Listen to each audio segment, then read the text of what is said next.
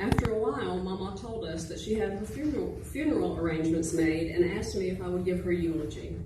Of course, I said I would be honored to do so, not knowing then how much longer we would have together. She had stipulations, though. It had to be funny, lighthearted, not sad and tearful, because she knew she was going to be in heaven, and she wanted us to be just as happy celebrating her life.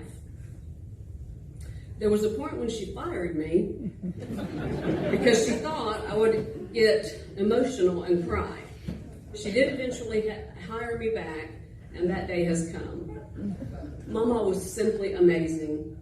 She never met a stranger. She loved children, and she always left you with a smile on her face and a heart bursting with love. So many tears have been shed these past few days, but as we talked about how best to celebrate her life, we knew music needed to be the focus because it was so important to her, and she touched so many generations by sharing her love of music and teaching. And if you took piano lessons from her, there was about a 99.9% chance that in addition to playing the piano at her year-end recital, you would also be singing a song. Mine was Jesus Wants Me for a Sunbeam.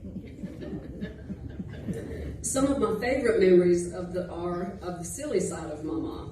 The time she almost knocked herself out with the knot she tied in the corner of her sheet when she went to bed one night to ward off bad luck because she heard an owl hooting as she was going to sleep. And then as she lay there laughing to herself, she wondered how she was going to explain the knot on her forehead the next morning.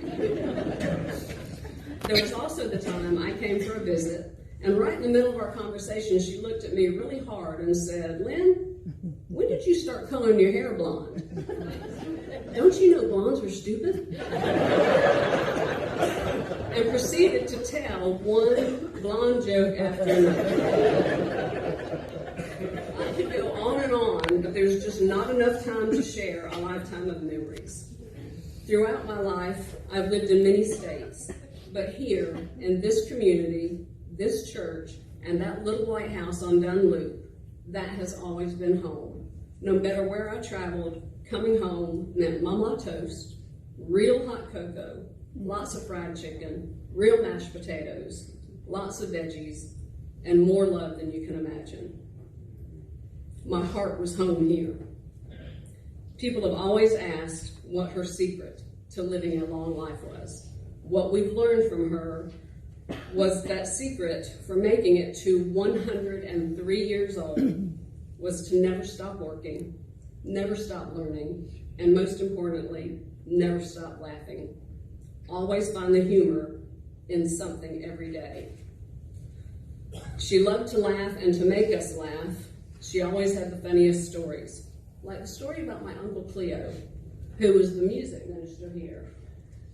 Uncle Cleo had a habit of falling asleep during the sermon. One particular Sunday, the preacher was talking about the evils of drinking. He said, we should take all the beer and throw it in the river. We should take all the wine and throw it in the river. And we should take all the whiskey and throw it in the river. And when he was finished, he turned to Uncle Cleo and said, and now Brother Cleo will lead us in the closing hymn. At which point, Uncle Cleo woke up and said, let's sing together, Shall We Gather at the River?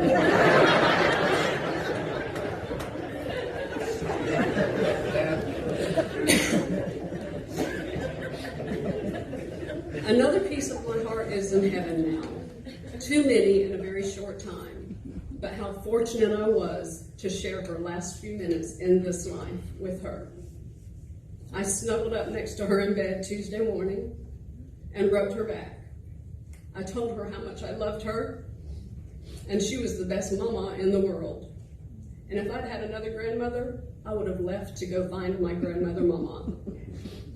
When I told her about the 3 cardinals in her fig tree, she said they were Christy Eva, my sister, Aunt Mary Alice, her sister, and Anna Lane, her daughter-in-law, telling her she needed to eat and get strong again, and she was looking forward to grits and eggs for breakfast. I know now those cardinals were here to let her know it was okay to let go, and everything would be fine.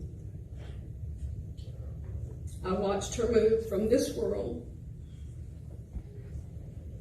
straight into heaven in the arms of her Savior. This community has lost a beautiful soul, but she has left us with a legacy of true love and a zest for life.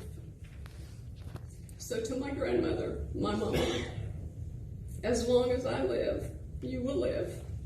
As long as I live, you will be remembered. As long as I live, you will be loved. Amen.